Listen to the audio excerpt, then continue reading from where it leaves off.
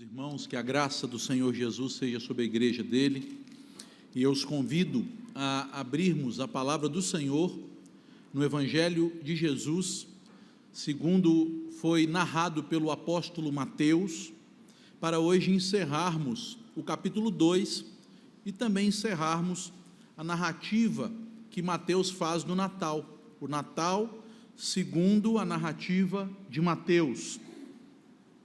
E ali, queridos irmãos, nós vamos ler do versículo 16 a 23. Por favor, acompanhem essa leitura que farei. Evangelho do Senhor segundo Mateus, capítulo 2, versos 16 até 23.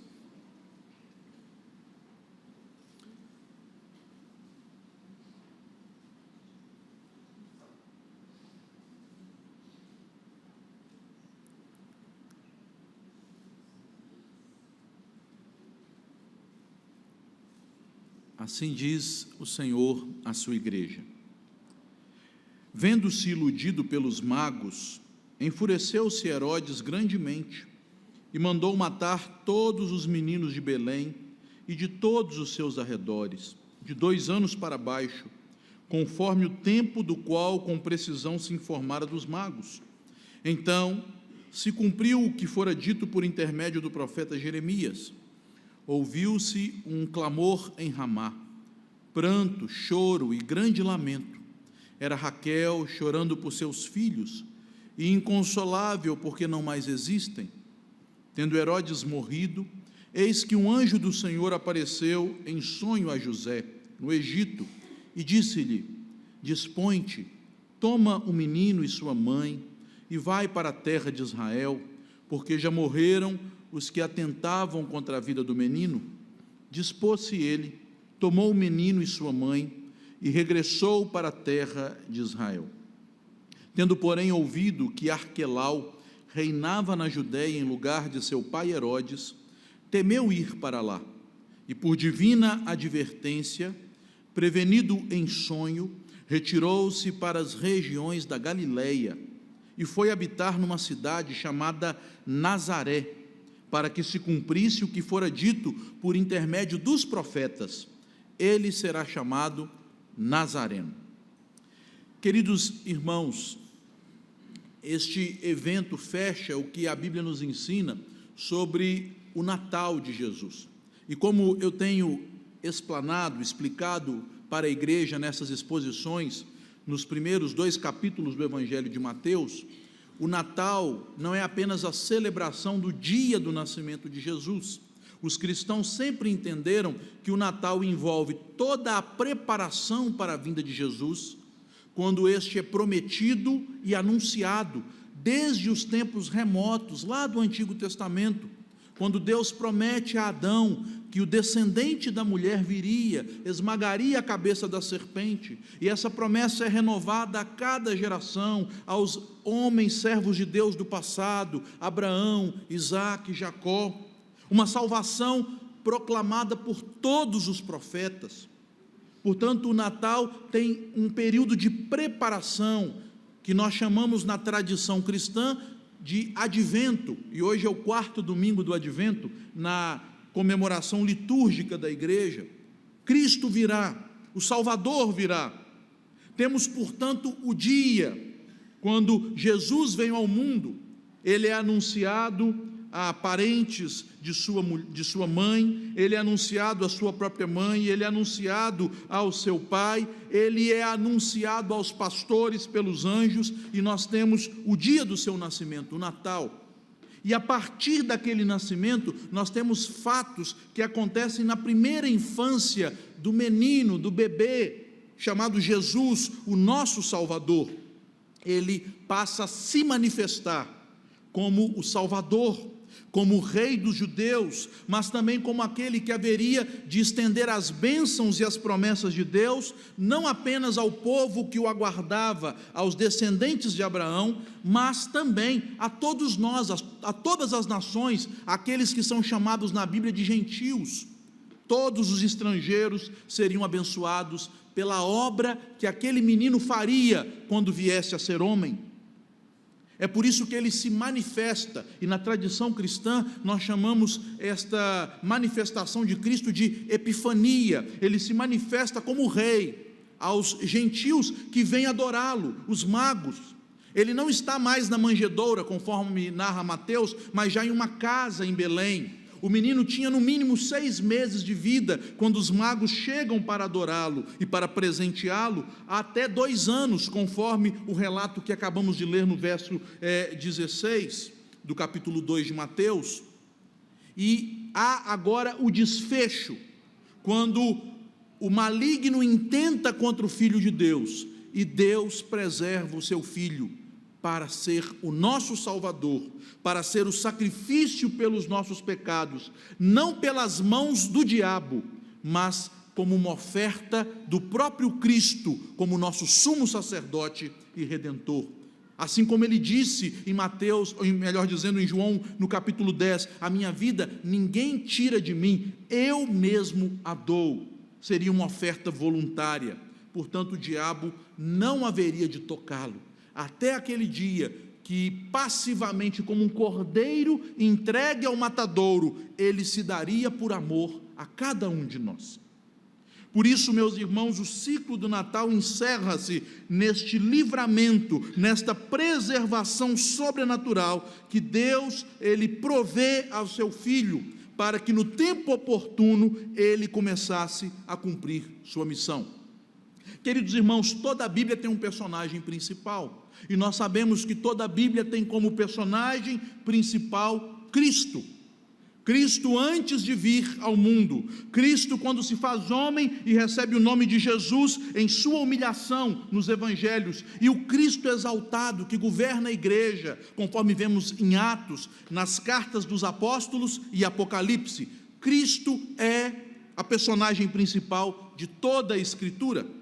Mas, meus irmãos, uma história não é feita só com a personagem principal, não é verdade? Senão não seria uma história, um monólogo. É por isso que, em torno desta personagem principal, lançando luz para os diferentes aspectos da pessoa e da obra de Cristo, nós temos, podemos dizer, os coadjuvantes da narrativa da maior história que já foi escrita, contada, e o que é mais incrível, que aconteceu de fato, a história da redenção. E no Natal nós temos personagens importantes. Eu dividi em 3 grupos de casais ou duplas.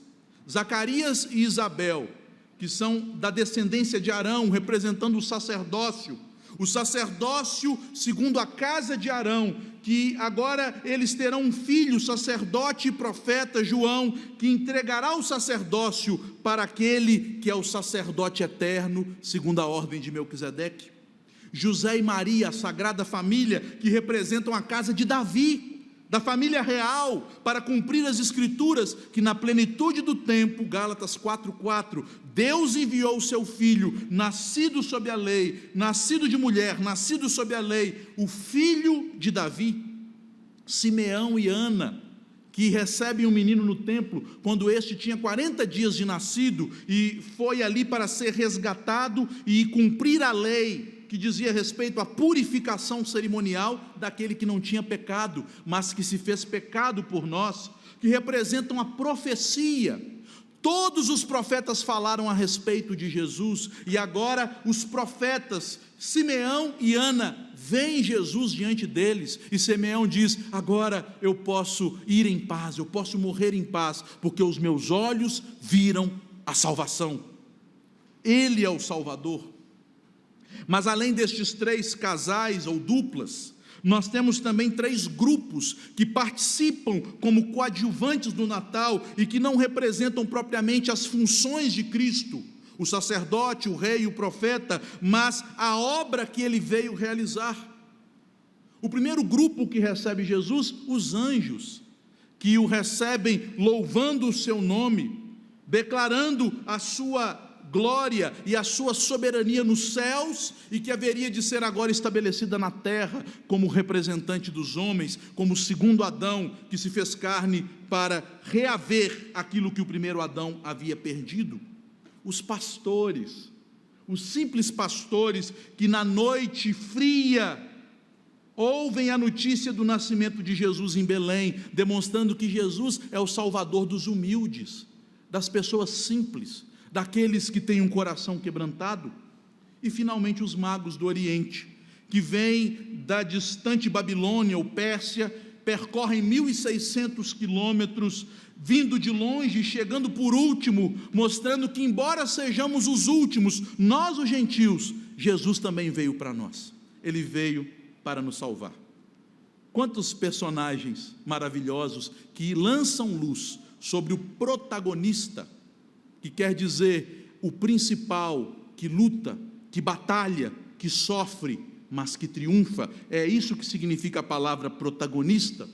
Mas, meus irmãos, toda a história que se preza, além dos coadjuvantes do protagonista, precisa ter o antagonista, o vilão, o maquiavélico, o maldoso, o que com ardis, mentiras e toda sorte de investidas terríveis tenta impedir, causa sofrimento, faz com força e resistência que a obra do protagonista seja dificultada, mas que é usado no enredo para dar maior vulto, maior glória, maior peso à obra que Jesus veio realizar.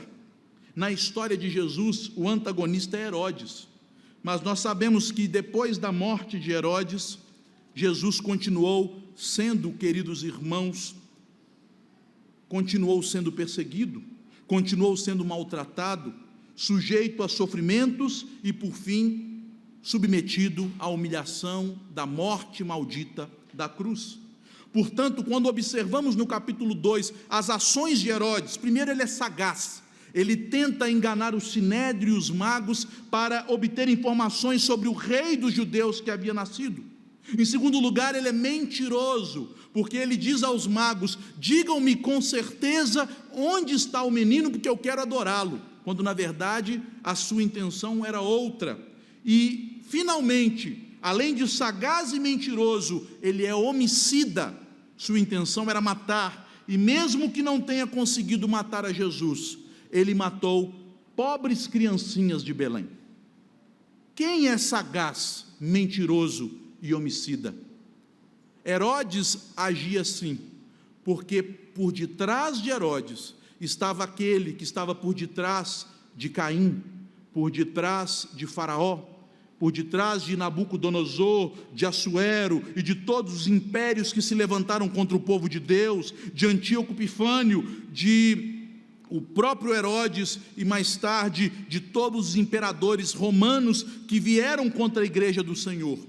Nós sabemos que o antagonista da história é este personagem oculto que está movendo o coração de Herodes para não receber o Salvador, pelo contrário, para atacá-lo. O antagonista, meus irmãos, do qual Herodes é apenas um instrumento, nós sabemos o nome dele, a antiga serpente, o dragão, Satanás, também chamado de o diabo. Ele visa atacar o povo de Deus e o seu Messias, o ungido de Deus. E agora, no desfecho, quando o diabo usa Herodes para dar a última cartada no Natal, nós vemos de maneira maravilhosa o Senhor livrando o seu filho. E o que nós aprendemos nestes versos de 16 a 23? Que o Natal de Jesus, ele pré-anuncia sua vitória contra os seus inimigos. Os seus inimigos intentarão contra ele e intentaram até o fim, e continuam ainda os seus inimigos atacando a sua igreja e o seu povo, mas ele venceu no Natal, quando foi pela provisão de Deus e pela ação maravilhosa de Deus protegido. Ele venceu na cruz e na ressurreição, e ele vencerá na sua volta triunfal. Desta maneira, meus irmãos, aqui no Natal, Deus não nos mostra apenas um menino indefeso, frágil, sem possibilidades de ação, mas Ele já nos mostra o próprio Deus Filho encarnado, que vence os seus inimigos, porquanto os planos de Deus para Ele são planos eternos e superiores. De que maneira, meus queridos irmãos, o Natal pré-anuncia essa vitória de Jesus? Os versículos 16 a 18 nos mostram que o Natal marca o fim do exílio do povo de Deus e o cumprimento da nova aliança. Com este êxodo de Jesus, o exílio que havia começado com a invasão dos assírios e depois com a invasão dos caldeus no Reino do Sul, este exílio, essa disciplina pactual sobre o povo de Deus termina aqui. E a nova aliança começa a ser inaugurada. Nos versículos 19 a 21, nós vemos que o Natal inaugura o reino eterno do Salvador. Embora ele receba todo o poder nos céus e na terra em sua ressurreição, já no Natal, como menino, ele é proclamado como rei pelos anjos e reconhecido como rei pelos pastores, pelos magos, por Simeão, por Ana, por Isabel, por Zacarias e pelos seus pais. Em terceiro lugar, o Natal antecipa o modo da vitória do rei. E o modo, como nós vamos ver, é oposto à ação dos reis humanos, à ação de Satanás. Então, queridos, vejamos estes versos, estas partes do texto, cada qual de per si. Em primeiro lugar, meus irmãos, como eu já disse, o Natal de Jesus marca o fim do exílio do povo de Deus e o cumprimento da nova aliança. Nós observamos que no versículo 16, Herodes percebe, e toda pessoa maldosa que se acha esperta, sempre encontra gente mais esperta do que elas, já perceberam? Então Herodes percebe que ele não era tão esperto assim, que os seus ardis, seus planos, seus truques foram descobertos. Os magos haviam sido avisados por Deus, e agora Herodes, passado talvez 1 ou 2 dias, ele vê que aqueles magos já haviam ido embora. Ele não sabia onde estava o menino, a localização exata, apenas que ele residia na cidade, ou melhor dizendo, na pequena vila de Belém.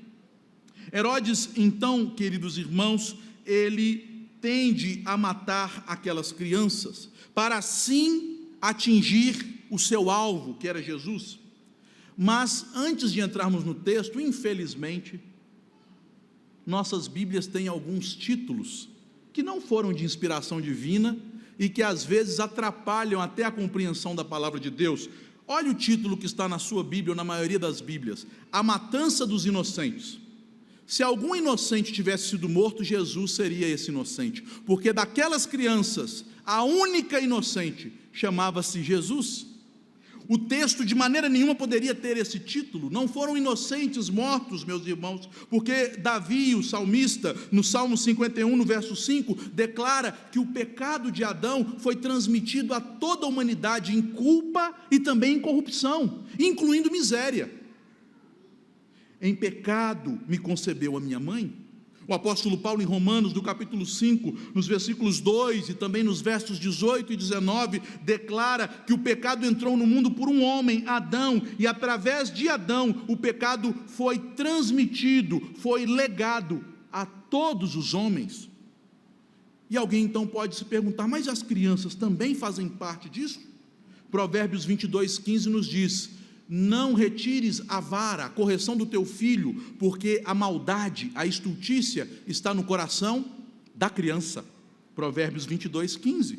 Então nós não temos aqui a matança de inocentes, mas a matança de filhos da aliança. Além disso, meus irmãos, infelizmente a tradição da igreja, tanto da igreja ortodoxa no Oriente, quanto da igreja romana, latina, tende a entender que aqui nós tivemos o primeiro martírio da história da igreja, que estas crianças que morreram, e não imagine que foram milhares, Belém era uma pequena vila, os historiadores pensam que se foram mortos, foram no máximo 2 dezenas de crianças, de 1 a 2 dezenas de crianças. Por isso este evento não entrou nos anais da história, não foi um evento propalado pelos historiadores, foi um evento muito pequeno e circunstancial, devido à insignificância de Belém, como profetizou Miqueias no capítulo 5, verso 2, Belém era pequena demais, diz Miqueias. mas foram vidas que foram ceifadas pela crueldade de um tirano assassino. E eles não eram mártires, meus irmãos. Infelizmente, a igreja romana chega a comemorar no dia 29 de dezembro, o dia dos mártires infantes, dos santos mártires infantes, que são estas crianças anônimas. Não eram mártires, porque o martírio são aqueles que morrem pelo testemunho de Cristo, e aqui não há um testemunho. Mas então, o que está ocorrendo neste episódio? Porque Deus, Ele dá a Herodes e a Satanás liberdade de infligir este golpe tão terrível naqueles pequeninos. Meus irmãos, Mateus nos explica o porquê, citando um verso da profecia de Jeremias, no capítulo 31, versículo 15. E a citação que Mateus faz, segundo diz, por exemplo, Dodge, que é um especialista do Novo Testamento, quando o Novo Testamento cita um versículo, uma parte do Antigo Testamento, isto é para ser entendido como uma totalidade. Lembrem-se, nos dias de Jesus não havia divisão em capítulos e versos. Então, quando se citava uma parte da profecia, o autor que citava queria que entendêssemos toda a profecia como se realizando ali. Por isso devemos entender o que está acontecendo em Belém à luz do que foi profetizado por Jeremias, dos capítulos 31 a 33. E o que Jeremias estava dizendo? Que o povo de Deus fora levado cativo, primeiramente o reino do norte, chamado de Efraim. Em segundo lugar, o reino do sul, composto por Judá e Benjamim. E nós temos então dois descendentes de Raquel, que simboliza a esposa preferida de Israel, de Jacó, e que simboliza a igreja do Antigo Testamento. E Raquel, que tanto desejava ter um filho da promessa, tendo em vista que seu ventre é estéril, e que foi abençoada com aquele que depois da bênção do Senhor e da eleição do Senhor, tornou-se o primogênito de Israel, que é José. Raquel agora, ela chora pelos seus filhos, como se a igreja de Deus chorasse pelo exílio do povo de Deus. Pois, meus irmãos, do caminho de Jerusalém até Ramá, que ficava na fronteira de Israel com as nações gentílicas, passava-se pelo túmulo de Raquel. E quem passou por aquele túmulo de Raquel? Os exilados que foram levados nus, acorrentados, humilhados pelo exército de Nabucodonosor. Antes disto, os exilados que foram levados também em humilhação pelos exércitos da Síria. Todos eles passaram por Ramá, e Raquel, mãe de Efraim, o reino do norte, mãe de Benjamim, que compunha o reino do sul, chorava pelos seus filhos, uma figura da igreja de Deus militante e sofrendo angústias enquanto ela não dá a luz ao Messias, ao Salvador. Esta figura que é descrita em Apocalipse 12, a mulher vestida de sol, que representa Jacó, Israel, com 12 estrelas sobre a sua cabeça, que representa as 12 tribos de Israel, cuja lua está debaixo dos seus pés, e nós sabemos que na visão de José, a lua é Raquel. Raquel chora pelos seus filhos, porque ainda não havia chegado o tempo de Deus cumprir suas promessas. Mas o texto que temos diante de nós, que se encontra em Jeremias, no capítulo 31, citado por Mateus, não é um texto de lamentação, porque este texto foi escrito para dizer: Raquel,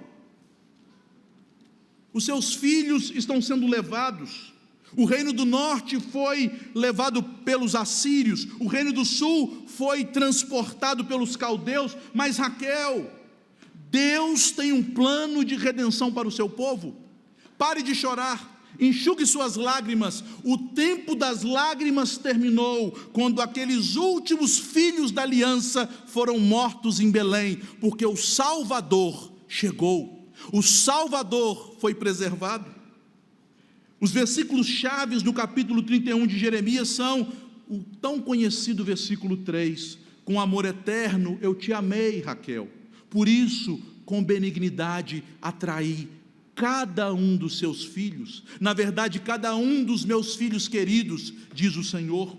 No versículo 7, então, Deus declara: porque assim diz o Senhor, cantai com alegria, Jacó, exultai por causa da cabeça das nações, proclamai, cantai louvores e dizei: o Senhor salva o seu povo e o restante de Israel. Raquel, o meu povo haverá de sofrer na história pelos ataques do inimigo contra aqueles que eu amo, mas eu vou salvar o meu povo, os pequeninos e também os grandes. Console-se, Raquel. No versículo 10, ouvi a palavra do Senhor, ó nações, anunciai nas terras longínquas do mar e dizei: aquele que espalhou Israel o congregará e o guardará como pastor ao seu rebanho. No versículo, então, 16, que é a complementação do que é citado por Mateus, Raquel chora em Ramá, mas agora no versículo 16 nós temos a conclusão: assim diz o Senhor, reprime a tua voz de choro e as lágrimas de teus olhos, porque há recompensa para as tuas obras, diz o Senhor, pois os teus filhos voltarão da terra do inimigo. Este é o contexto citado por Mateus. E de que maneira estes filhos haveriam de voltar? A resposta aparece nos versos finais 34 e 35 e nos versos 14 e 15 do capítulo 33. É dito que Deus faria uma nova aliança, e esta nova aliança seria celebrada, capítulo 33, versos 14 e 15, pelo renovo, o renovo de justiça. O Messias, o Salvador, ele viria, ele enfrentaria os inimigos do povo de Deus, que tantos sofrimentos haviam causado, desde Caim, que foi usado por Satanás para matar Abel, que era um piedoso, temente ao Senhor, passando pelo faraó maligno, que matou os meninos judeus, e também por todos os inimigos do povo de Deus, até Herodes, que intentou contra a vida de Cristo, matando aquelas pobres criancinhas de Belém. Raquel, estanque o seu choro, o Salvador veio, ele fará uma nova aliança, e fazendo uma nova aliança, ele será um renovo de justiça, ele justificará o seu povo dos seus pecados, ele trará a salvação. Portanto, queridos irmãos, o que o evangelista quer que entendamos pela revelação que ele recebeu do Espírito Santo, é que embora o reino de Deus seja atacado, combatido e muitas vezes agredido com força e tenacidade pelo império das trevas, Cristo veio para vencer, e no Natal o exílio do povo de Deus terminou. O Messias, o renovo prometido, veio ao mundo, e a nova aliança será cumprida, e Satanás não poderá mais intentar contra a semente santa. Ele intentou contra ela por todo o Antigo Testamento, mas Deus, fiel às suas promessas, fez que daquele tição tirado do fogo, a nação de Israel do exílio, viesse o Salvador. Vejamos então, meus irmãos, a segunda maneira de um Natal pré-anunciar a vitória de Cristo contra os seus inimigos. Nos versículos 19 a 21, nos dado uma notícia. Herodes o Grande, o primeiro Herodes, o que aconteceu com ele? Herodes morreu, Faraó morreu, Caim morreu, Nabucodonosor morreu, todos os inimigos de Deus cairão, todos eles morrerão, até que a própria morte, que foi morta na cruz, seja lançada no abismo, junto com Satanás, o falso profeta e o anticristo. Todos os inimigos de Deus, eles sucumbirão ao poder do Senhor. Herodes morreu, meus irmãos, em circunstâncias terríveis. Diz-nos o historiador Flávio Joséfo, que viveu no primeiro século, a respeito de Herodes: ele foi um homem de grande barbaridade para com todos os homens, sem distinção, e um escravo de suas paixões. Em outro sermão eu já informei aos irmãos que, para preservar o seu trono, ele mata uma das suas esposas, que tinha sangue sacerdotal, Asmoneu, e também ele é o homicida de 3 dos seus filhos e também do seu cunhado, que era sumo sacerdote. Um homem que não tinha limites para se manter no poder que ele havia usurpado, pois não era nem mesmo um judeu, na verdade ele era um idumeu, um descendente de Esaú, e tal como Esaú atacou Jacó, Herodes agora ataca aquele que é a semente de Jacó. Meus irmãos, dizem os historiadores que Herodes fez um último pedido antes de morrer, já acometido de várias enfermidades, vendo sua saúde debilitada, poucos meses depois deste episódio, não sabendo se aquele rei menino haveria de fato de tomar o seu trono, ele faz um último pedido. Ele diz assim à sua irmã Salomé e ao esposo dela, o seu cunhado chamado Alexas, ele diz: eu sei que eu sou odiado pelo povo, mas temido, e ninguém vai chorar no meu enterro, então eu quero que todos os líderes da nação sejam convidados e presos, e no dia do meu enterro todos sejam mortos, para que toda a nação chore no dia que eu morrer. É normal uma figura dessa, meus irmãos? Que homem diabólico, e pouco tempo antes de morrer, sofrendo de terríveis dores em suas entranhas, é dito que ele, enquanto comia uma maçã, ele tem dores lancinantes e pega o punhal e tenta suicidar. O seu primo o impede, e ele tem uma tentativa mal sucedida de suicídio. Um filho que queria usurpar o seu trono, chamado Antípater, ele fica sabendo disto, achando que o seu pai tinha morrido, e faz uma rebelião. E o que Herodes faz imediatamente, poucos dias antes de morrer? Manda matar o seu filho, o terceiro filho que é morto. Mas então Herodes morreu, e a sua família organiza um funeral que entrou para a história humana. Joséfo descreve detalhes daquele funeral. 500 escravos perfumistas foram até o lugar, a construção em que o corpo foi depositado. O corpo foi vestido com vestes reais de púrpuras, sobre a sua cabeça uma coroa de ouro, nas mãos um cetro real. O seu ataúde, uma espécie de caixão, de esquife, era todo de ouro maciço e cravejado de joias. Mas, meus irmãos, Herodes, com toda a riqueza e glória, com um caixão que tinha inclusive gavetas, Herodes morreu, meus irmãos. Enquanto isso, nós observamos o contraste. O poderoso Herodes, o rico Herodes, o implacável Herodes morreu, mas Deus, usando o simples José, o carpinteiro José, o humilde José, descendente de Davi, ele guarda o seu filho. Jesus é protegido, Jesus é guardado, e agora o menino vem do Egito, cumprindo o exílio final do povo de Deus. Assim como Deus trouxe o seu povo do Egito para Canaã, da mesma maneira que Deus trouxe o remanescente fiel da Caldeia, da Babilônia, para Israel, agora Jesus é trazido pelo poder de Deus, usando a simplicidade do homem, para que a glória seja de Deus e não do homem, para a terra de Israel. E é enfatizado nos versículos 20 e 21, essa expressão, para a terra de Israel, para a terra de Israel. As promessas de Deus se cumprem no Natal. O exílio do povo de Deus terminou.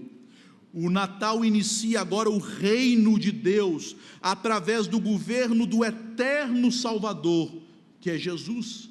Deus preserva o seu Filho, o nosso Redentor, e Ele é o remanescente fiel, que Deus traz do Egito, de volta à terra da promessa, para constituir para Deus um novo povo, um povo de reis e sacerdotes que creem no nome de Jesus, não apenas daqueles que são descendentes de Israel, mas de povos, línguas, nações e raças. O menino vem do Egito para Israel.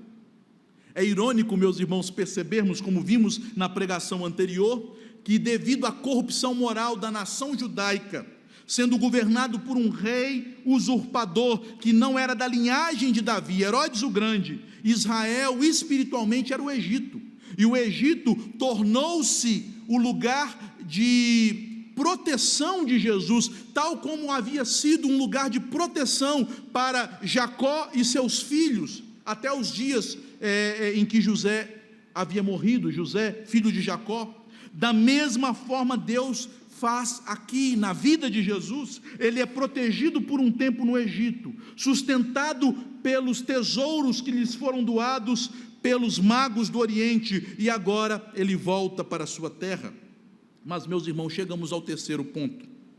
O Natal também, queridos irmãos, preanuncia a vitória de Jesus contra os seus inimigos, porque, queridos irmãos, há um modo diferente de Jesus vencer, um modo que surpreende até mesmo seu pai terreno e adotivo, José, porque José, nós sabemos, e quem nos informa é Lucas, no capítulo 1 do seu evangelho, José residia, embora fosse natural de Belém, mas ele residia na Galiléia, em Nazaré. Mas quando é visitado pelos magos em Belém, ele ainda, um menino já crescido, com alguns meses de vida no mínimo, ou até mais de um ano, ele já havia estabelecido sua casa em Belém.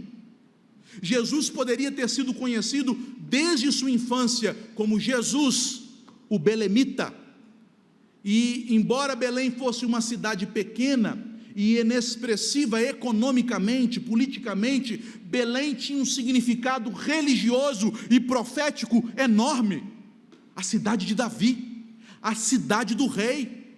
Se ele fosse conhecido no seu ministério público como Jesus o belemita, nunca alguém contestaria sua messianidade, alegando sua origem.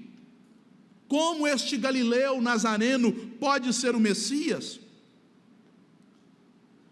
Mateus, então, meus irmãos, faz aqui uma citação livre, não uma citação específica, porque este texto citado, ele será chamado Nazareno, não é encontrado literalmente em nenhuma profecia.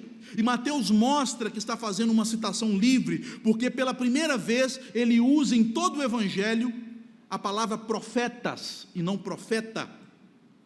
Ele sempre especifica a profecia, mas aqui ele generaliza. Ele diz: Jesus, ele é encaminhado pelos seus pais, não para a cidade do rei Davi, mas ele vai para a Galiléia, para Nazaré, para que se cumprisse o que fora dito pelos profetas. O motivo humano dele não ir para Belém, mas que, segundo nós percebemos no verso 22, está debaixo da providência divina, e agora José tem o seu quarto sonho premonitório. E neste quarto sonho, nós não temos mais a menção de um anjo que vem até ele, mas ele é advertido pela providência divina. Nós sabemos, meus irmãos, pelo texto, que ele não quer ir para Belém, porque a Judéia está sendo governada por Arquelau. E permitam-me, meus irmãos, contar uma breve historinha sobre Arquelau. Arquelau era um dos filhos de Herodes o Grande, o que havia morrido nos versículos anteriores, no versículo 19 precisamente. E quando Herodes o Grande morre, os romanos dividem o reino dele, segundo o testamento que ele deixou, entre os seus filhos. Alguns receberam o título de rei, outros de tetrarca, e os que ainda não tinham nem tanta proeminência para serem reis, mas estavam acima de tetrarcas, receberam o título de etnarca. E sobre Arquelau coube esse título, o etnarca da Judéia. O que este Arquelau fez tão logo seu pai morreu, para dar o cartão de visitas do seu reino? Pouco tempo antes de Herodes falecer, os romanos mandaram colocar a sua águia, o emblema do império, nas portas do templo. E dois rabinos, chamados Judas e Matias, conforme nos conta Joséfo na história dos Hebreus, eles insurgiram-se contra aquela profanação do templo, colocando uma imagem pagã que referia-se a um deus, Júpiter, um deus romano. E alunos daqueles rabinos, dois alunos deles, foram até ali, meio-dia, diante do povo, e quebraram a águia. Depois disso, Herodes o Grande prende Judas e Matias e os mata. Pouco tempo depois, Herodes morre, conforme está no versículo 19. E Arquelau assume o trono. Diante da morte de Herodes e com a revolta do povo em relação àquela família de tiranos, a nação dos judeus, eles se rebelam contra o governo de Arquelau. Arquelau, como bom filho de peixe, peixinho manda matar em um dia 1000 judeus. José soube dessa história, meus irmãos, porque até nós sabemos, a história nos conta, essa história nos foi legada pelos historiadores do primeiro século. 1000 pessoas foram mortas, foram todas elas executadas, não em batalhas, mas tendo a pena capital sobre elas em um dia. Diante disso, meus irmãos, é por isso que não é dito que um anjo alertou claramente José.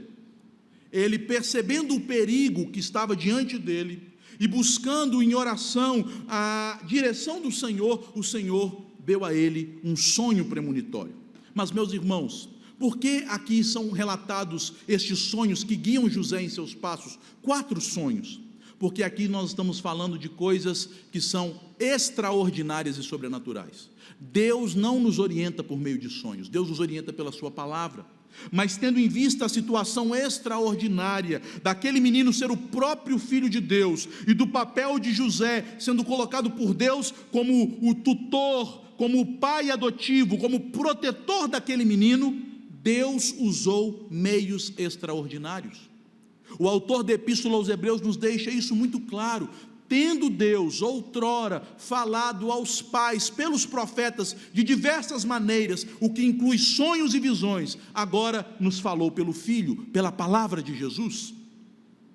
Mas José então foge do perigo, orientado pela providência de Deus, e faz agora Mateus uma citação indireta, para explicar por que Deus, na sua providência, não permitiu que Jesus fosse criado na Judéia, na cidade de Belém, nas cercanias, a 8 quilômetros de Jerusalém, a capital, mas em Nazaré. Nazaré, meus irmãos, era uma cidade desprezível, era a pior das piores. Não era uma cidade desconhecida, era uma cidade malfamada, era conhecida por ser uma cidade tremendamente gentílica, onde as pessoas desconheciam a lei de Deus, que não praticavam a lei de Deus, pessoas que viviam de forma tremendamente afastada das tradições da lei. É por isso, queridos irmãos, que em João no capítulo 7, tanto nos versículos 42 e 52, Jesus, ele é motivo de escárnio e zombaria por ser de Nazaré. E nós sabemos que mesmo um galileu, conforme está em João 1,46, estranhava o Messias ser de Nazaré, uma cidade que nunca foi mencionada no Antigo Testamento. Porventura pode vir coisa boa de Nazaré, disse Natanael. Mas Deus não apenas quis que seu filho vivesse em Nazaré por quase 30 anos, ao ponto de que a sua origem messiânica fosse esquecida, e o rótulo de Nazareno estivesse impregnado a identidade dele, quando se manifestou publicamente. Deus desejou isto, meus irmãos, para que se cumprisse o que fora dito aos profetas. E o que os profetas disseram? Que o Messias seria desprezado, que ele seria um servo sofredor de Yahvé, que o modo dele conquistar o seu reino não haveria de usar os modos dos impérios humanos, a riqueza, a glória, o poder, a força do braço, mas ele conquistaria pela submissão, pela obediência, pelo sacrifício de si mesmo, como um cordeiro de Deus, como um servo que sofre, que se humilha, que se submete à vontade de Deus, sacrificando a sua própria vida. Por isso, em Isaías 11:1, ele é chamado de renovo, e aqui nós temos também uma segunda aplicação da citação, porque a palavra Nazaré, ou Nazareno, vem da palavra hebraica Netzer, que quer dizer o renovo de Jessé. E se nós lermos a profecia de Isaías 11, ali está escrito que Deus suscitaria o Messias, o descendente de Davi, o renovo que haveria de governar para todos os séculos, emergindo este Messias de uma humilde condição, de uma situação obscura, de uma posição baixa, para que pela sua humilhação, Deus o Pai o exaltasse. Ele é o Nazareno, ele é o renovo. O que devemos aprender então e aplicar à nossa vida, queridos irmãos, deste texto? Vou fazer algumas aplicações. Em primeiro lugar, Em Cristo, queridos, nós temos consolo diante dos sofrimentos. Aquelas mães que perderam seus filhos em Belém podiam ter consolo, porque Deus enviou o seu Filho ao mundo para enxugar dos nossos olhos todas as lágrimas. A morte não é a palavra final. A morte não pode impedir a vitória de Cristo e da sua igreja. A morte não pode destruir a nossa comunhão com o Senhor, nem nos fazer, queridos irmãos, pessoas distantes do seu amor, da sua graça e da sua misericórdia. Ele venceu a morte. E aí nós chegamos à segunda aplicação. Os grandes e orgulhosos, tal como o texto nos mostra aqui, o exemplo de Herodes e do seu filho Arquelau, que reinou em seu lugar na Judéia, na maioria das vezes se iludem com os falsos tesouros do mundo, com o poder efêmero que eles têm, e não reconhecem a Jesus.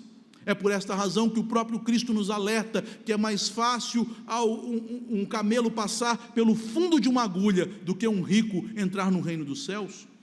Nós tendemos, como Herodes, a nos deslumbrar, a nos iludir tanto com a glória deste mundo, que há muitas pessoas que, se pudessem, gostariam de ser sepultadas em caixões de ouro, cravejados de brilhantes.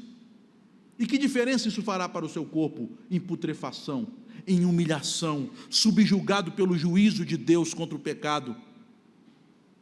Mas em Cristo, mesmo que sejamos, meus irmãos, sepultados em pobreza e miséria, mesmo que vivamos uma vida simples, humilde, pequeninos, sem que o orgulho tome o nosso coração, nós viveremos na glória eterna. Nós receberemos uma coroa imarcessível, que quer dizer que não murcha, que não se perde, que não fenece. Nós teremos tesouros eternos da parte de Deus nos céus. E este texto nos ensina isto, porque nós que cremos em Jesus, o Rei servo, o Rei humilde, nos afadigamos e nos preocupamos com tantas coisas vãs. Focalizamos nas riquezas, nos bens, nos imóveis. Talvez você possa até ter um enterro como o de Herodes, 500 pessoas levando perfumes para você.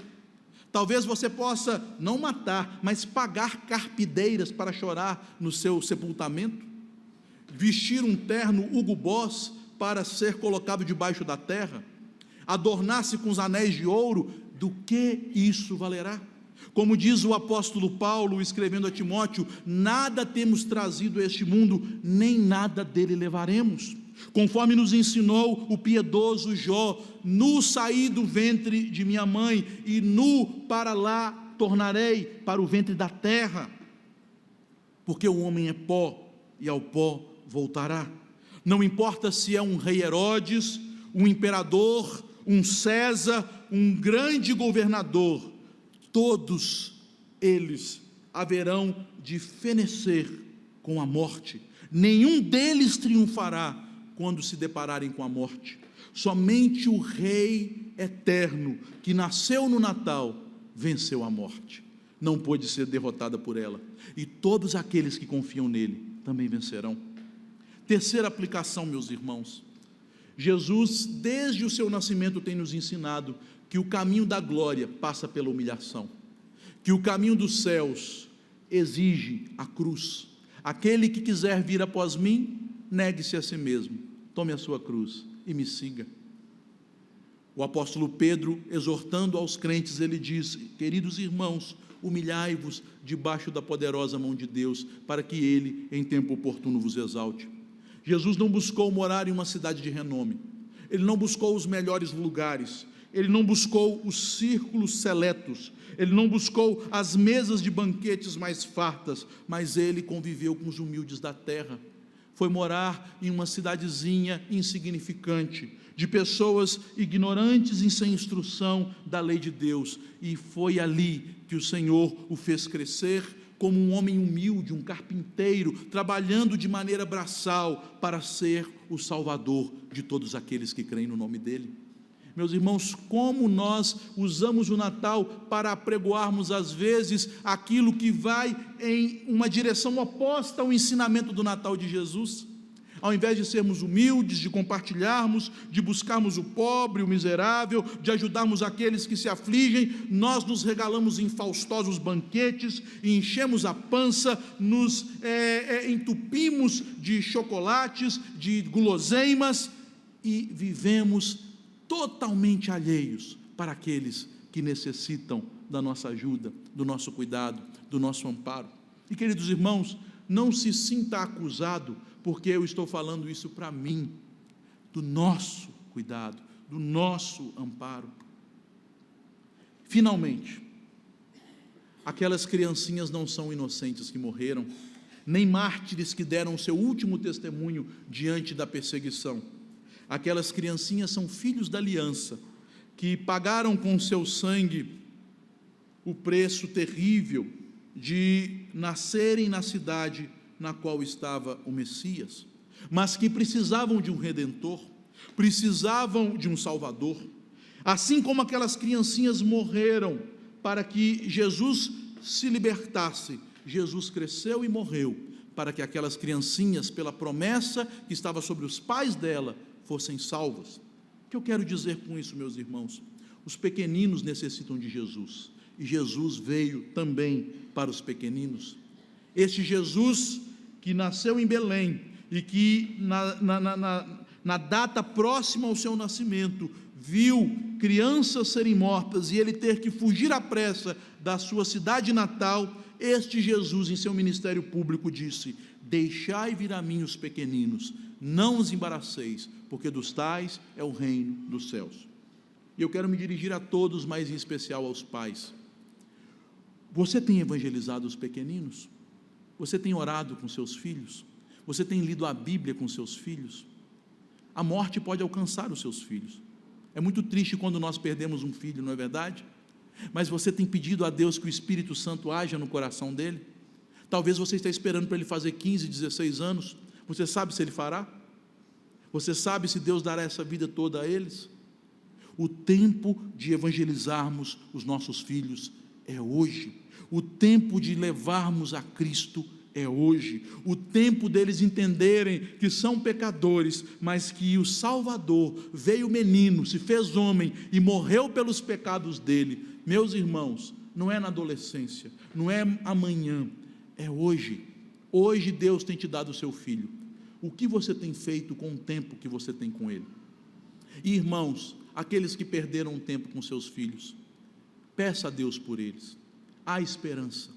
Deus ouve as nossas orações. Faça como Raquel, que chorou pelos seus filhos e que foi consolada e que foi confortada, não porque Raquel merecesse, mas porque Deus é fiel às suas promessas, e as promessas são sobre nós e sobre os nossos filhos, e os filhos dos filhos, até 1000 gerações daqueles que me amam e guardam os meus mandamentos.